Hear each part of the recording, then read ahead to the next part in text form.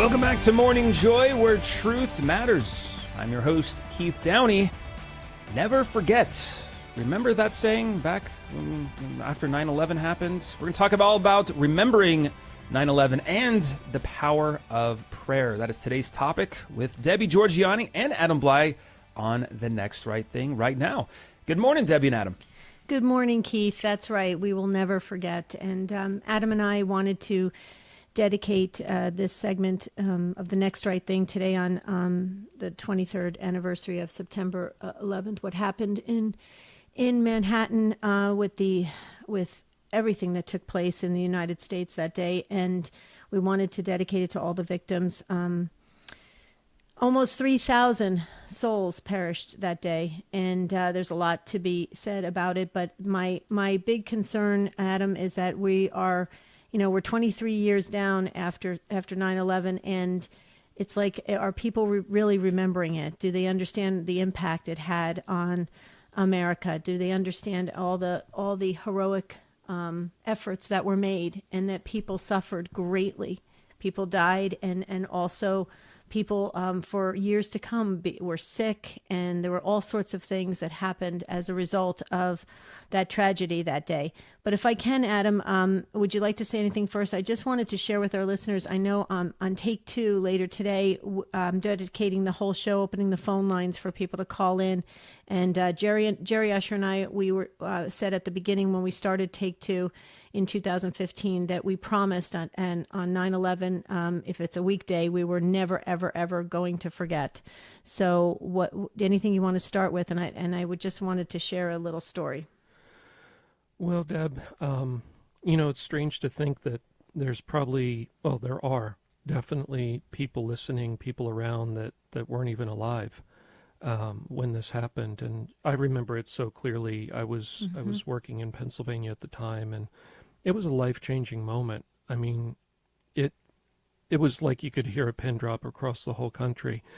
And then in the weeks after, there was such goodwill and such a sense of community and togetherness and unification in the country. It was amazing. And the amount of prayer, religious services of all types, just people coming together and also dealing with what felt like a new reality.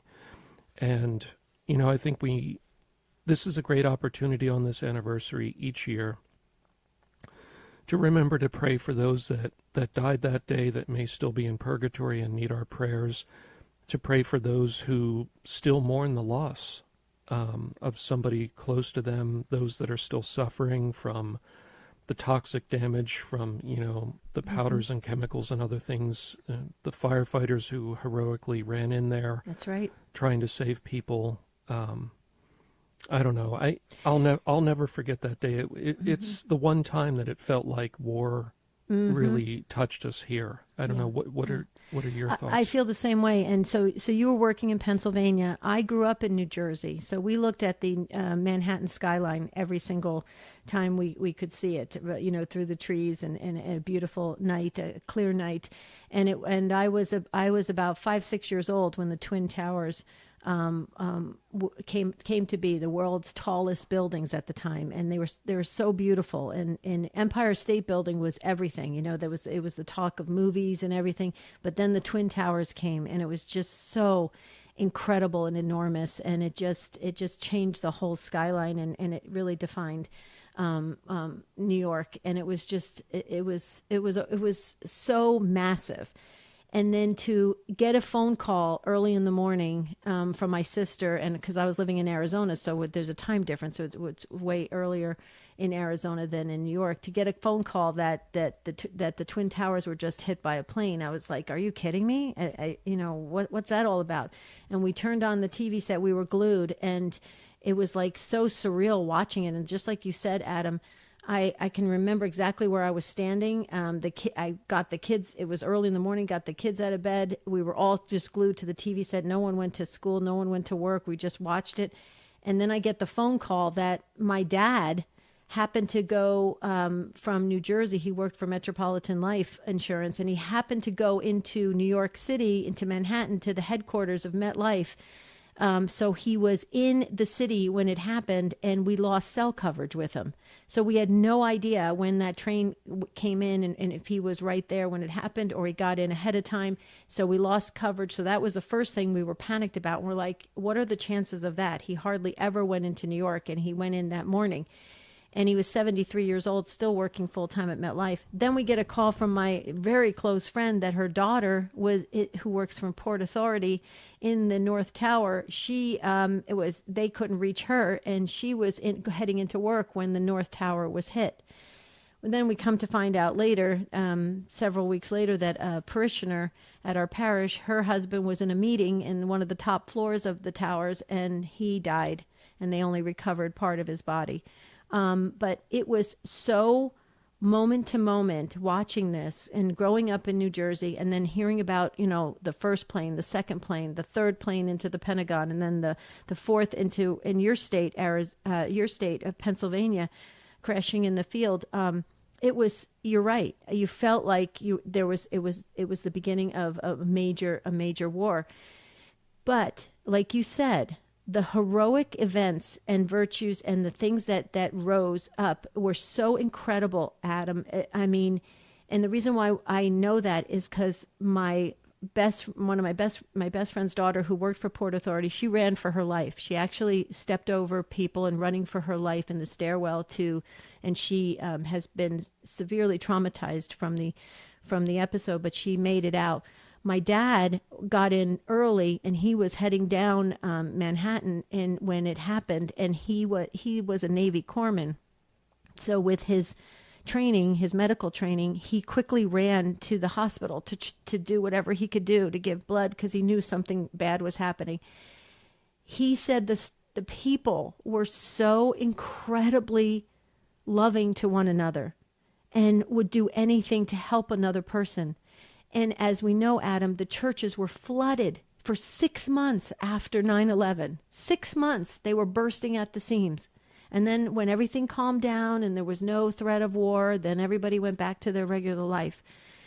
But you go back to this heroism that came out of 9/11. You're spot on, Adam. And I want to stress to everybody listening, please, please never forget. Never forget. Because we need to get back to that where we are coming together as the body of Christ, helping one another, willing to lay down our life, willing to save a person and be there for another person in small ways and in big ways, instead of being so incredibly divided and distant from each other.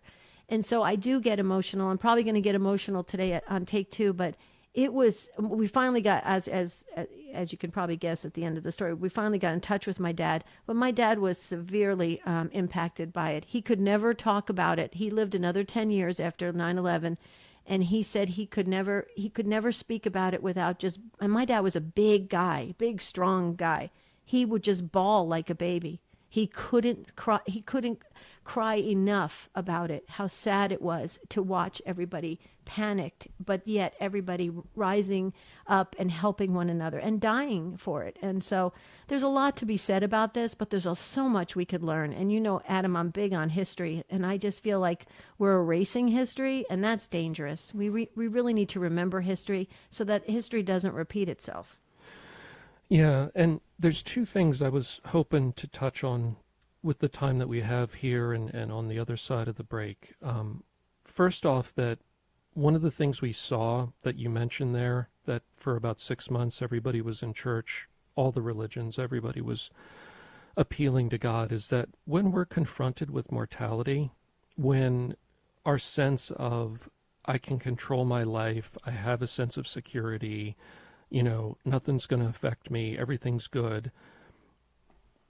When that's taken away, either in old age or illness, or, some disaster happens, and we lose that sense of like, I'm in control and everything's fine, I'm empowered, because eventually we are all going to face the fact that on our own, we are not sufficient. We cannot conquer death on our own. We cannot conquer these big disasters on our own. The two things happen inevitably. One is we turn to God. The old joke, there's no atheist in foxholes. Yes. you turn to God because there's nothing left to put between you and death. Secondly, we turn to each other, and we tend to come together and treat each other with dignity and charity and love. And as the generations go and we lose touch with that event, that, in this country, really that's probably a unique moment. I know, we've had other wars that have touched us, but a lot of them are basically forgotten now. But this is an event that kind of touched us within living memory to remember, like, oh, we all turn to God as a nation. Mm-hmm. And why not work on your spiritual life, your religious life now, instead of waiting until, you're in the hospital and something happened, or you're at the end of, your time.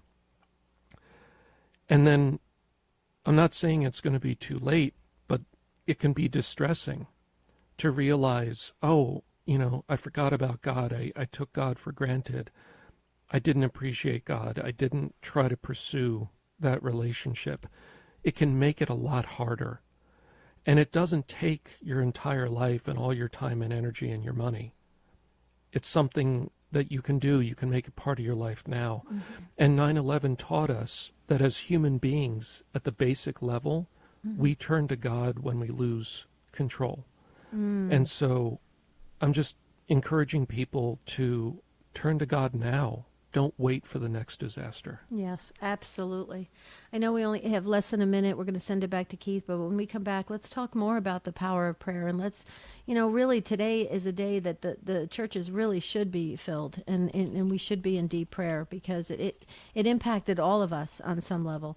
And so it's so important that we do remember. But let's hold it there, Adam, and send it to Keith for some Morning Joy announcements. Thank you so much, Debbie and Adam. And just thinking of my own experience, I was a sophomore in high school when this all happened, and I was in Phoenix, Arizona, and the school I went to was like kind of in the downtown area, and just the silent skies throughout the day. It was eerie, to say the least. And yes, there was so many. There's a lot of generations now that have never experienced a pre-9/11 world. And I wonder how we can show these new generations, especially in our church, this kind of unity, charity, and love that Adam was talking about, without having a national tragedy occur. We don't need to wait for that to show these virtues, essentially. But I'm curious to know, in the live chats, if you're streaming on YouTube or any of the social medias, where were you when 9/11 occurred back 23 years ago? And what do you do to help remember this tragedy and those who were affected by it? Let us know. Coming up next, though, after this break, we're talking about the power of prayer, why it's so important, especially now more than ever, right here on The Next Right Thing on Morning Joy, where truth matters.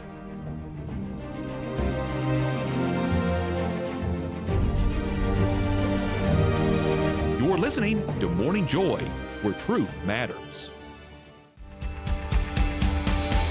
Welcome back to Morning Joy, where truth matters. I'm your host, Keith Downey, and on the final segment here on The Next Right Thing this morning, we're talking about the power of prayer and why it's so important to do so today with Debbie Georgianni and Adam Blai. Take it away, Debbie and Adam. So, Keith, you were talking about the eerie silence in the skies of Arizona with all the flights being down on 9/11. Years later, my family traveled from Arizona back to New York. We had to go back when they built the memorial. I don't know if you've seen the memorial, Adam. You're in Pennsylvania, so you probably have. You talk about a really, really quiet space, and so beautiful, of a tribute to all of the victims, all the heroes, everyone. I mean, you could stand there for hours and hours and just reflect and pray and just it's really overwhelming. It hits all the emotions. But going back to that, we will never forget. There's so many reasons why we must remember what happened 23 years ago, because Adam was talking about how not to wait for another tragedy to happen to get closer to God, but After 9/11, people were very kind to one another. They were very gentle with one another. They were willing to help. People were willing to listen. People were struggling. Kids were struggling. They thought it was video games. They weren't even sure what they were seeing, and these images, to see these big, gigantic buildings coming down, and the chaos and the commotion and the death and the bodies being wheeled away that you could see on TV, or people jumping from the building. It was horrific to watch, and it was experience. I can't even imagine what the people in Lower Manhattan had to view as it was happening. But Adam, if we could get back to that, where we have a gentler, kinder culture and community, especially in our Catholic Christian world, because let's face it, we're not really kind sometimes to each other. We have differing opinions, different things, but we must remember exactly what happened and put it into perspective and understand how it relates to our spiritual life. And I know, Adam, we wanted to talk about, and you wanted to highlight all of the incredible heroes that we can't even thank enough. And so I wanted to give you ample time for that. Yeah, I just wanted to, just kind of give a shout out literally to, not only the people that they've dedicated their lives to being first responders of all types, EMS, paramedics, the police, the firefighters, law enforcement at different levels. But not only that day, but, I've had friends that are in various agencies and law enforcement and retired military and all that over the years. And we are spared, we are protected from similar events every year. We just don't hear about it. And there are people dedicating their lives to keeping everybody safe and keeping things secure so we can go about our lives without worry or concern. And they're just, the heroic work goes on all the time, at a national level, at an international level, local level, all of it. And I think it's good to pray for the people that are working to keep us safe now, in addition to the people that sacrificed so much on that day, because there's a lot of people facing a lot of ugliness for us in various ways, a lot of traumatic stuff. There's a lot of trauma that first responders go through that we often don't talk about. The wear and tear on the mind, and the emotions through the PTSD from the things they've seen, the things they've had to deal with. And they take that hit for us in various ways. And so, I know law enforcement and the government very often gets a bad rap and a lot of bad press for different things in recent years. But I think also to remember that there are a lot of good people that are sincerely putting their lives on the line and wearing themselves out to protect everybody. It's interesting, Adam, you're saying that. When my dad was able to talk about some of the things that he saw that day when he was on the sidelines watching it and being and trying to help at the hospital and things like that, it's so interesting that you said that, because he would see so many law enforcement and people coming in from other states rushing to try and get into the city as fast as they could. And he said the ones that were there, they were jumping into action, and then they would kind of take a breather, and they would sit down for a minute, but then they'd go right back to trying to help, and then they would eventually break down because it all hit them, how hard it was to watch people die and suffering, and people were suffering. And that's the other thing is we know that priests stepped up. We know that a clergy from various denominations, they stepped up. I mean, people were trying their hardest to comfort others during this very traumatic time. And you're right, Adam. If we wait for another tragedy, it's unfortunate, because we may not be prepared, and that's not a good thing. It's important for us to think about this and go deep, so that it does change us, and so that we can start living our life and being of service to one another now. And that's what Christ, being Christ's hands and feet in the world is all about. So anything else you want to say about that? As you can tell, I'm very emotional about it for many reasons. it was really, really, in fact, we had the parishioner that I was talking about years ago. We asked her to come on Take Two, and she talked about her husband who died in the towers. And it's just so hard to listen to the stories of people that have lost their loved ones, and the phone calls that were made right before they died. And it's very sad. It's very tragic, but it's a lesson for all of us to learn. Yeah, I guess the one thing I would share that for people that maybe don't remember it or never looked at a lot of the footage, when these disasters happen, it's often, we see it kind of as one big event, and yes, it's terrible, and all these people must have been in the building, and it kind of becomes like a general thing, like, oh, there's a bunch of people in there. There was a moment that day where they were, various cameras were filming what was going on, and I was watching it live, and they zoomed in and saw people jumping from towards the top of the building because the fires were driving them to the point that they had to jump out the window or be burned to death. And that was the moment that still sticks with me, when it became very personal, when I saw an individual person falling, their arms and legs flailing, and realized the terror that they must be feeling, yes. What it must be like to be driven to a broken window and know that you're going to die and choose to step out because the fire is going to consume you. Like that horrific forced choice. That's when it became so personal and real for me. So, these events, war, these big tragedies, I guess for me, that's the thing that has always stuck with me, is that it's very personal. Yeah. It's not just a bunch of people. So today we believe that the next right thing is definite prayer for the victims of 9/11, and just to always remember. And there's news coverage all day long, so people can pick up that if they wanted to view some of the events. But Adam, thank you so much for this next right thing. God willing, I'll see you tomorrow, and we're going to send it back for the rest of Morning Joy with our host, Keith Downey. Thank you so much, Debbie and Adam. And there was a video floating around. I can't find it now, of course, but there was a couple people arguing. It looked like a blue collar worker and then a college student. They were arguing. I don't remember exactly what they were arguing about, but both of them at one point shared their experience or their trauma of post the event.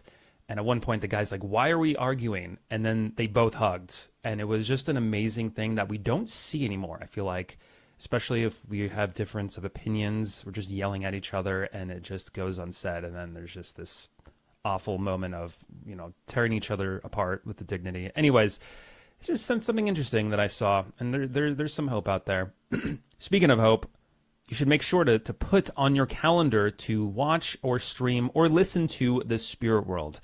Because, of course, the topic this coming week is the cross of Christ is our victory banner. Yes, they're talking about the relics of the true cross and so much more. Make sure to tune in at 10 a.m. Central this coming Saturday, The Spirit World with Debbie Georgianni and Adam Blai. Coming up next, though, how do you recognize God moments? Those times when the Holy Spirit is nudging you to do something. You can make sure to give us a call, too. We're opening the phone lines here shortly with Fruitful Living with Cecil Anderson right after this break. You're listening to Morning Joy, where truth matters.